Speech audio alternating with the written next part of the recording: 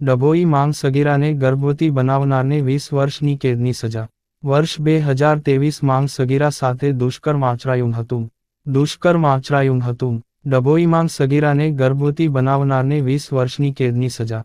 પીડિતાને કાનૂની સેવા સત્તા મંડળ દ્વારા રૂ.4 લાખની સહાય કરવા હુકમ। ડભોઈ પોલીસ સ્ટેશન હદમાંગ વર્ષ 2023 માંગ પોક્સો દુષ્કર્મ તેમજ સગીરાને ગર્ભવતી બનવાના ગુન્હાના કેસમાં આરોપીને Dabhoi additional district and sessions court દ્વારા 20 વર્ષની સજા તેમજ 33,000 દંડનો હુકમ કરી સમાજ માંગ દાખલો બેસે તેવો ચુકાદો આપ્યો હતો।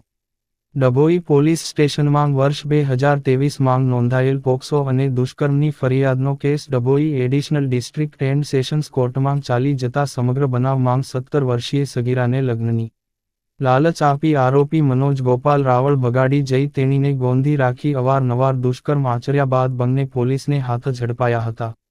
ત્યારે સગીરાને 2 માસનો ગર્ભ હોવાની મેડિકલ તપાસમાં ખુલાસો થયો હતો। નામદાર કોર્ટ પાસે પરવાનગી બાદ ગર્ભનો નિકાલ કરાવ્યો હતો। સાથે સમગ્ર case Dabhoi additional district and sessions કોર્ટના જજ એચ.જી. વાઘેલા સમક્ષ ચાલી જતા સરકારી વકીલ એચ.બી. ચૌહાણની દલીલો અને પુરાવાને ધ્યાનમાં રાખી ગુન્હા સંદર્ભે આરોપી મનોજ ગોપાલ રાવળને સગીરાને ભગાડી જવા સંબંધે 3 વર્ષની સજા અને 3,000નો દંડ, ગોંધી રાખવા સંબંધે 5 વર્ષ અને 5,000 દંડ, અવારનવાર દુષ્કૃત્ય કરી સગીરાને સગર્ભા બનાવવા સંબંધે 20 વર્ષની સજા તેમજ 25,000 દંડનો હુકમ કરી રૂ.330,000 દંડ તેમજ એકી સાથે સજા ભોગવવાનો હુકમ કર્યો છે। પોક્સો અને દુષ્કર્મના ગુન્હામાં સમાજમાં દાખલો બેસે તેવો ચુકાદો આપ્યો હતો। સાથે જિલ્લા કાનૂની સેવા સત્તા મંડળને ભોગ બનનાર સગીરાને રૂ.4 લાખની સહાય ચૂકવવા પણ નામદાર કોર્ટ દ્વારા હુકમ કરાયો હતો। રિપોર્ટર ફઝલ રજા ખત્રી, GPK ન્યૂઝ।